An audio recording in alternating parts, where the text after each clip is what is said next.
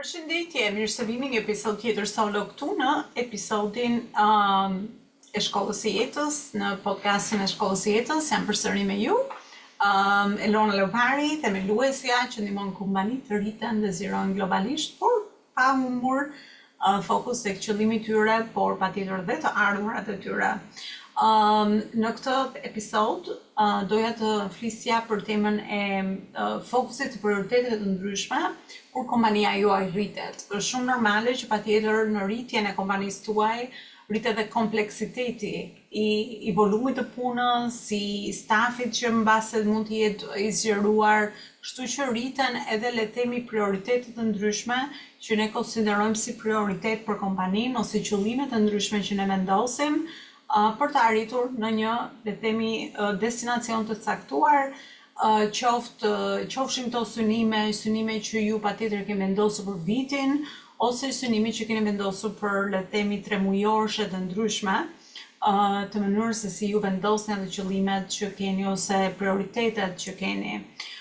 Kur vjen puna për, le të themi, fokusin ose duke pasur shumë qëllime të ndryshme, humbet vlera e qëllimeve dhe njerëzit shpërqendrohen dhe kjo ul shansin që patjetër ju t'i arrini ato qëllime që keni vendosur monetare ose të iniciativave të ndryshme që doni që të prezantoni në biznesin tuaj, por edhe që të çoni përpara.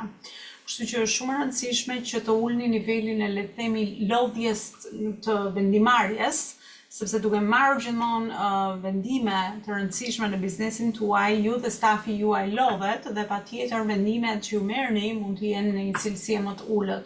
Kështu që kur fokusohemi ose simplifikojmë ose thjeshtësojmë, le të themi ato prioritetet që ne kemi për vitin ose për 3 mujorshin e caktuar në biznesin ton, atëherë secili fokusohet në atë gjë dhe energjia fokusohet dhe kanalizohet në të paktën 3, unë do thoja që minimumi ose maksimumi, minimumi mund të jetë dhe 1, por maksimumi të paktën 3 iniciative ose qëllime që ju fokusoheni për vitin në kompaninë tuaj.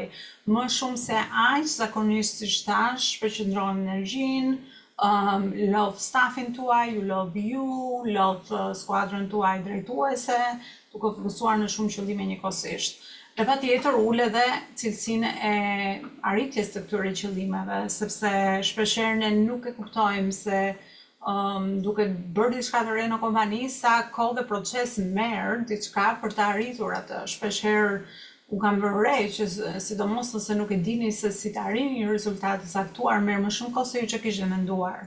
Kështu që duhet lejuar ajo, le të themi, dhoma ose hapësira në mënyrë që ne të kemi kohë për të edhe pasur ato falimentimet ose rritjet të sukseset, arritjet, mësimet, gjithë ato pjesën e procesit që do të ndodh natyralisht për të arritur një qëllim të caktuar.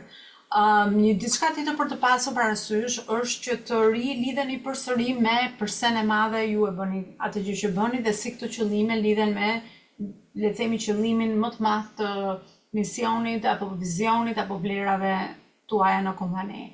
Duke rivizituar këtë, le të themi, një ushtrim i vogël, por që është shumë i rëndësishëm, atëherë ju siguroni që jeni gjithmonë në përputhje me gjëra më të madhe, sepse shpeshherë duke, si thonë edhe saj, duke munduar të kapur peshë të vegjël, harrojmë se për çfarë ishim nisur, për, le të themi, destinacionin për atë peshkun e madh. Kështu që është shumë e rëndësishme që të përputhemi ose të bëjmë këtë ushtrimin për të rikujtuar përsëri se përse ne po e bëjmë një gjë të caktuar dhe si këto qëllime të vogla ose goals të vogla, iniciativa të vogla janë duke ushqyer gjë më të madhe.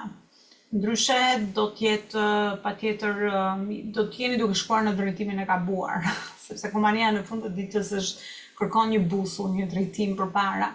Ndryshe të gjithë e dimë sa rëndësishme është për të shpërqendruar. Pjesa tjetër është kur fokusohemi në qëllime më të vogla, atëherë edhe skuadrat tona janë dhe më efikase për të arritur këto vendime, për të arritur këto rezultate, le të themi, të këtyre qëllimeve. Kështu që ndihmon të gjithë pjesën e stafit dhe patjetër në fund të ditës nëse gjërat që ne bëjmë janë duke dhënë një rezultat të caktuar, ne të fokusohemi në atë gjë që na jep rezultat. sepse zakonisht bizneset shpërqendrohen shumë duke bërë 1 milion gjëra, por që nuk i japin atyre rezultatin që kërkojnë.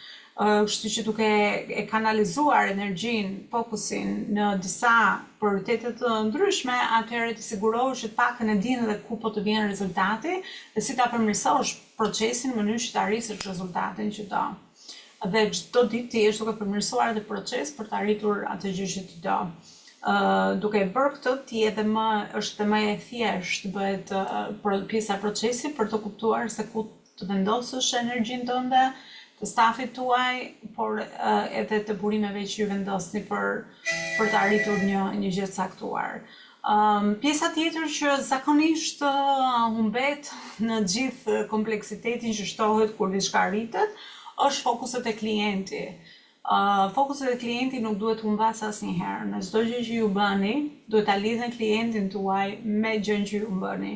Sepse klienti është, le të themi, forca më e rëndësishme që bën një biznes gjallë. Kështu që duke pasur gjithmonë eksperiencën, cilësinë e klientit në mendjen tuaj dhe në mënyrën se si vendosni këto prioritete ose merrni vendimet, atëherë ju siguroj që nuk do të dilni kur gabim, sepse nëse kjo humbet, atëherë kemi një problem më të madh se, le të themi, fokusit e prioritetet e caktuara në biznesin tuaj.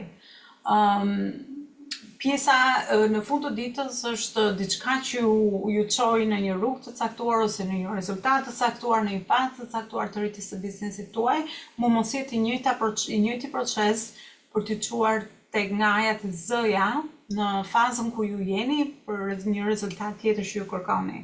Kështu që duhet të jemi të hapur për të rifilluar procese të reja, por edhe për përmirësuar procese të vjetra, por edhe për të përqendruar në proceset e duhura në fazën e dur të caktuar të rritjes së biznesit. Ky proces në fakt një proces që reciklohet gjithmonë dhe bizneset më të suksesshme janë ato që janë të thjeshta, kanë prioritete të thjeshta, kanë më pak prioritete, kanë më pak qëllime që vendosin dhe njerëzit janë të fokusuar.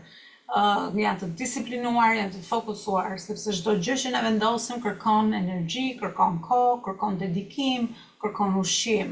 Dhe kjo është vetëm mënyra se mund të arrisim rezultatet që kërkojmë. Që duke qenë të përqendruar dhe fokusuar, patjetër e rrisni shansin për të arritur rezultatet që kërkoni.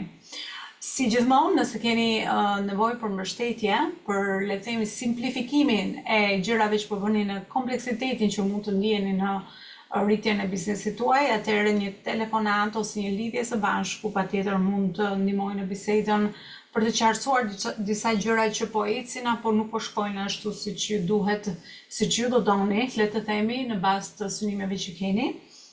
Me kënaqësi mund të bisedojmë më tej.